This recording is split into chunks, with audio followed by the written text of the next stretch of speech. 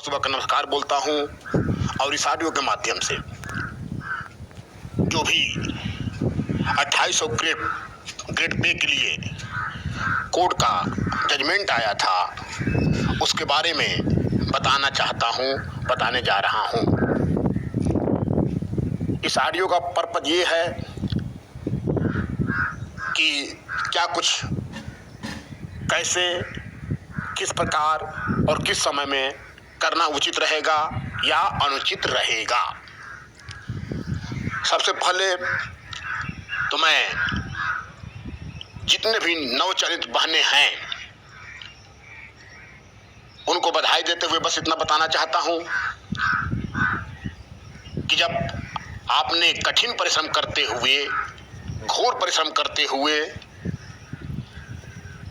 दो एग्जाम को पास करते हुए परीक्षा को कंप्लीट कर लिया है और अपनी नौकरी को ज्वाइन कर लिया है, तो आज नहीं तो कल, कल नहीं तो परसों आपको हर हालत में ग्रेड पे 2800 सरकार को देना पड़ेगा।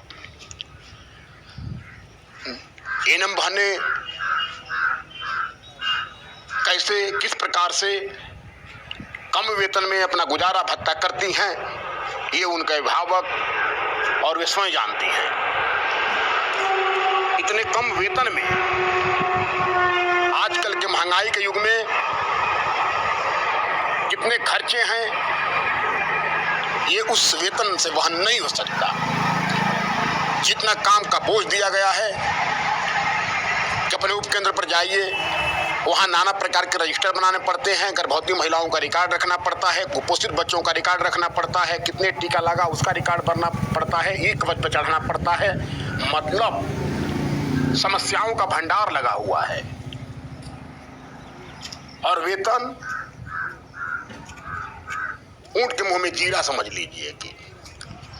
तो लड़ाई तो हम लोग लड़ने वाले थे, लड़ेंगे भी नहीं, पीछे भी नहीं हटेंगे, लेकिन 2800 ग्रेड पे लेके रहेंगे।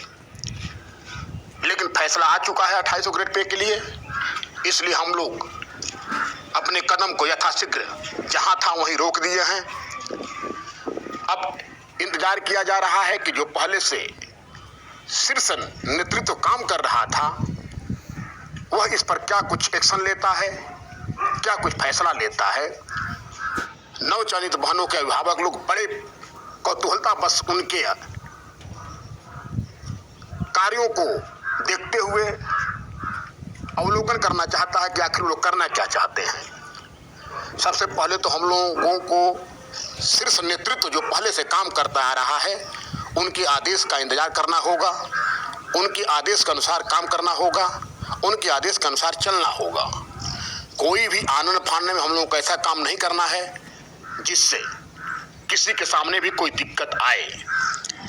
इसी जजमेंट को लेकर के कुछ उत्साही लोग जिनकी जानकारी को क्या कहा जाए समझ में नहीं आता है, बुलंदशहर के सीएमओ को लेटर दे दिए। अरे कोई पेड़ पे पैसे थोड़ी न लगे हैं कि पेड़ को हिलाया और पैसे आपका जमीन पे गिर गए। ये सोचना होगा कि इतना बड़ा फैसला है और आप एक सीएमओ से निवेदन करते हो कि आप यथाशीघ्र 2800 ग्रेड पे देने की कृपा करें। मतलब वही बात हुई कि आप बैल मुझे मार, जानबूझ के खतरा मोल लेना समझ लो कि। अगर वही काम आप ये कर दिए होते कि जहां पर स्वास्थ्य मंत्री ब्रजेश पाठक जी जो डिप्टी सीएम हैं उनको फूल माला ले जाकर दे दिए होते, स्वागत कर दिए होते, तो यकीन मानो उसका प्रभाव दूसरा पड़ता। मैं अभी भी दावा कर रहा हूं जो नवचयनित बहनें हैं जो पहले से कार्य कर रही हैं, वो चाहे BHW वाले भाई लोग हैं, कि सबके कार्य करने की शैली अलग है, सबकी सोच अलग है। कौन किस प्रकार से कार्य करता है, किस प्रकार से अमली जामा पहनाना चाहता है, उसकी सोच पे बहुत कुछ निर्भर करता है। जगह जाकर के हर एक डिस्ट्रिक्ट में जाकर के ये आदेश को देना कहीं से भी उचित नहीं है, क्योंकि ये आदेश जिला स्तर का नहीं है।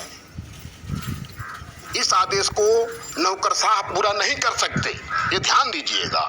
इस आदेश को हर हालत में अगर पूरा करवाना है तो आपको राजनेताओं से मिलना पड़ेगा, मंत्रियों से मिलना पड़ेगा।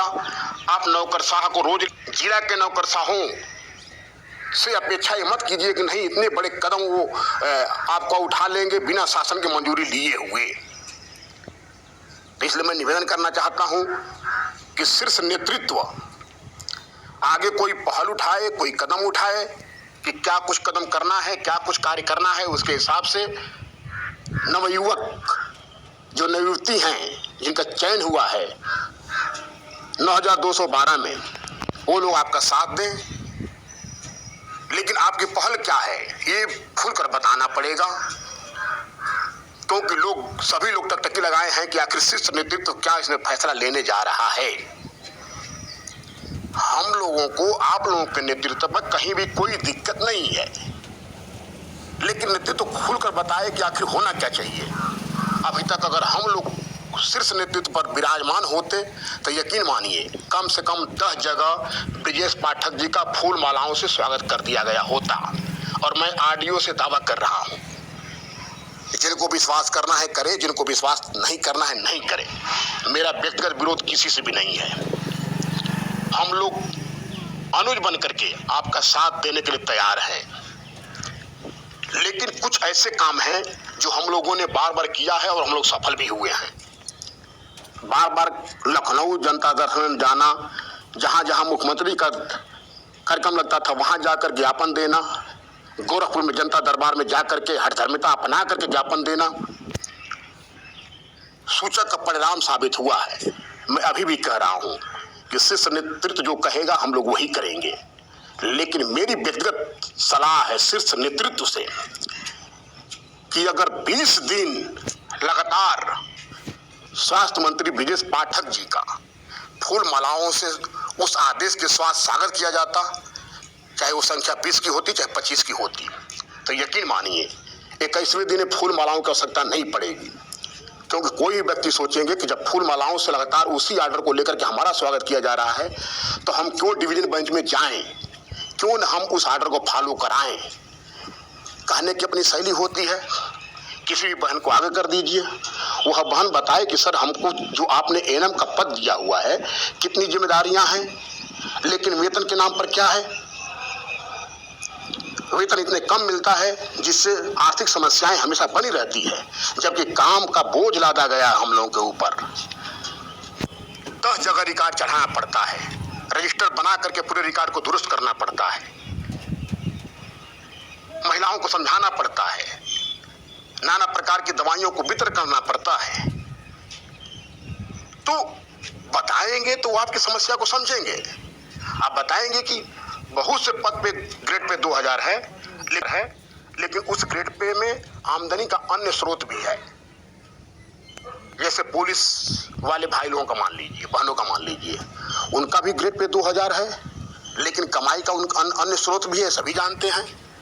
लेखपाल भाई लोगों का भी ग्रेड पे 2000 है, लेकिन उनको जितने भी जात निवास बनता है सब पे अतिरिक्त पैसा मिलता है, उनको अलग से कुछ खर्च भी मिलता है, जबकि एएनएम के साथ बिल्कुल कोई भी अतिरिक्त पैसे नहीं मिलता।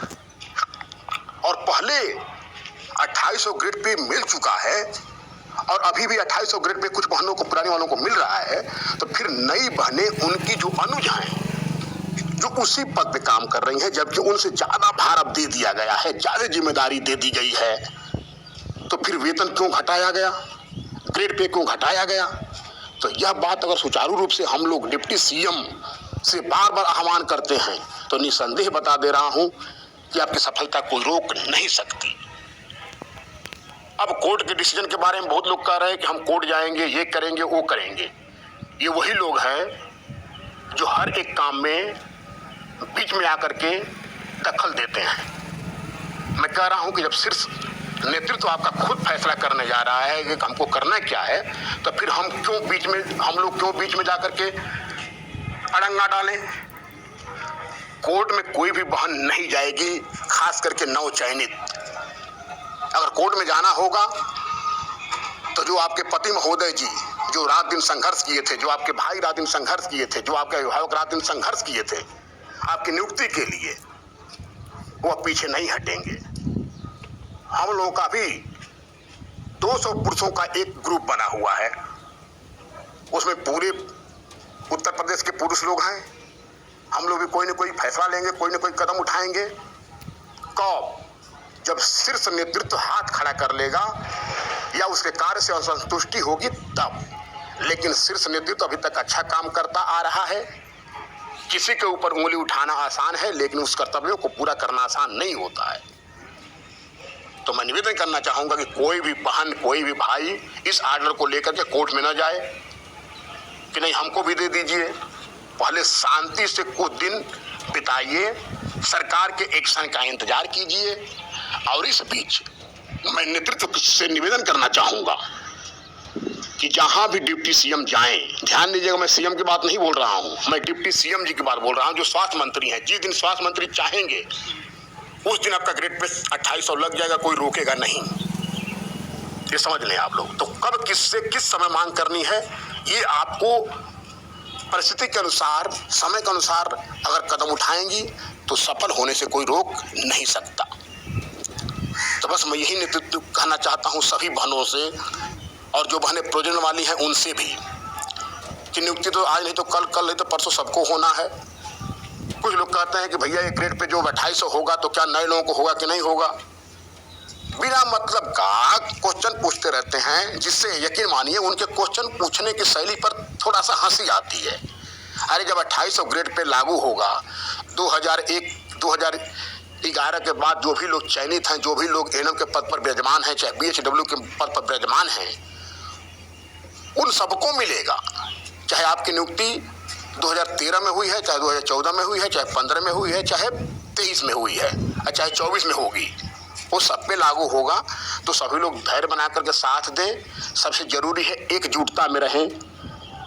लेकिन मैं फिर निवेदन करना चाहूँगा कि हम लोगों को कोई भी कदम फिलहाल उठाना नहीं है जब तक कि शीर्ष नेतृत्व हम लोगों को कोई आज्ञा न दे, कोई आर्डर न दे।